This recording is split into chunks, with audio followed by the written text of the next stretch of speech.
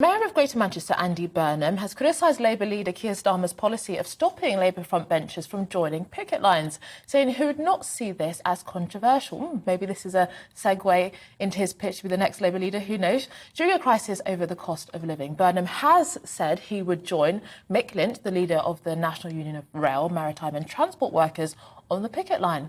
But should politicians really be joining the picket line? Well, let's speak to author and campaigner Nick Buckley. Thank you so much for joining us on the programme. And what do you think? I mean, some people would argue essentially that this is a huge cost of living crisis and workers are effectively organising to demand better pay and conditions. Labour Party, the so-called Party of Labour, should they not be supporting it? What do you think?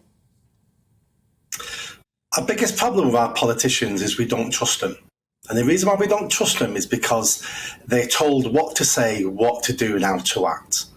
So if politicians want to stand on a picket line and support a union, support workers, I'm actually fine with that, because then we know what that individual politician believes and agrees with and will do once in power. So the fact we've got the Labour Party telling their politicians not to do what they want to do is a big red flag for me.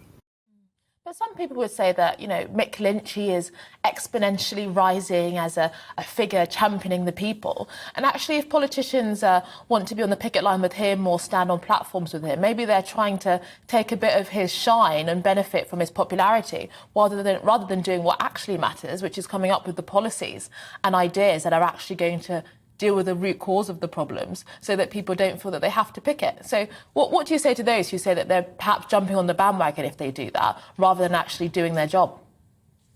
You've hit the nail on the head. This is politics, and politics is four-dimensional chess. Why has Andy Burnham come out saying he'd let MPs stand on picket lines? It's because his plan for the last 5-6 years has always been he wants to be Labour leader and he wants to be Prime Minister. Now, he knows the Labour Party have gone far left, and he's not far left. He's seen as a bit of a Blairite.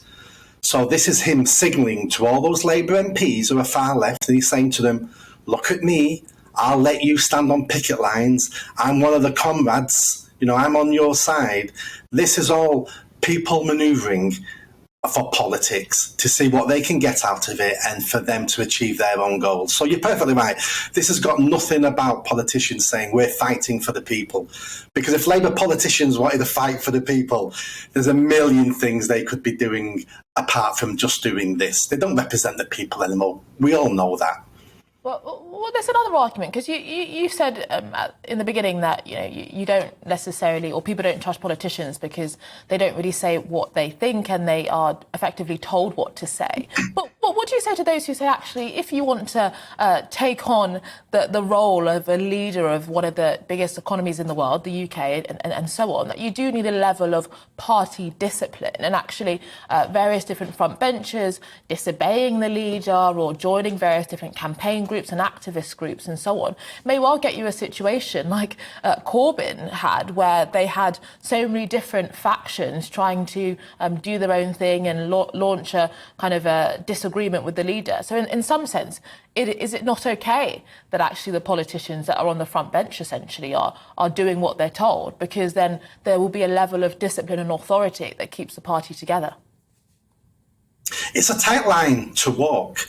Every government, every opposition party has to fight this problem, which is we want to be electable, we don't want to make any mistakes, and we want to keep a tight rein on our individuals. But on the other side, we want to make sure those reins aren't so tight that we have rebellions, and if they're not that tight that the general public can see they're just puppets.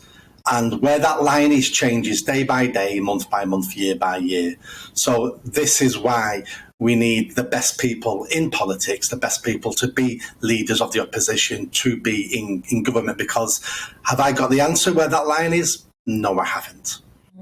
You mentioned that the Labour Party doesn't necessarily connect to workers in the same way that perhaps it had presented itself historically. I mean, do you think that there is anything that the Labour Party can do right now to really deal with it or get in touch with its voter base, essentially? I mean, the cost of living crisis is the biggest or one of the biggest issues facing workers today. And surely it's important for democracy to have an opposition who understands the interests and needs of ordinary people and has policies to respond to them. So do you think there is something the Labour Party could do, or do you think that it's a lost cause? Oh, are they a lost cause? I'd like to think they're not. I think they're just going through a phase like they did in the 70s and early 80s. They will get a leader who will drag them back to common sense. But what should be Labour doing? Labour need to go back to basics. Labour need to realise that they're the party of the workers, for the party for the people who don't have a voice. At the moment, they're the party of any trendy cause that's coming along. So simple things they could do straight away is start, we're looking at the cost of living crisis. They should be the party saying, let's get rid of the green agenda. Let's get rid of green taxes on our energy bills, because that's affecting that mum who lives down the road who's got 4 kids and the husband's out of work. Let's do that. They should be fighting for people working in the gig economy. So they should be saying, Labour Party spent 100 years fighting for workers to get rights, holiday pay, health and safety at work. But all of a sudden, in the last 10 years, we've got people now who are working outside that sphere. And the Labour Party are quite happy letting them do it. But what the Labour Party should be saying is, we're going to protect the Uber drivers, we're going to protect the delivery drivers and the people who deliver for Amazon. And they're not doing that. What they're always talking about are all the things we would call the woke causes. And the general public and the working class people in our northern towns, A, don't understand the topic, and B, if they did, wouldn't care. They care about what's in their pocket and what's in the shops. They need to go back to basics. They need to represent the people who created them in the first place, and that's the first task they need to do. Well, back to basics. That is a famous slogan. I think that we might have to be waiting quite a long time until we see the Labour Party give up on the green agenda. But thank you very much for sharing your thoughts, Nick Buckley, author and campaigner.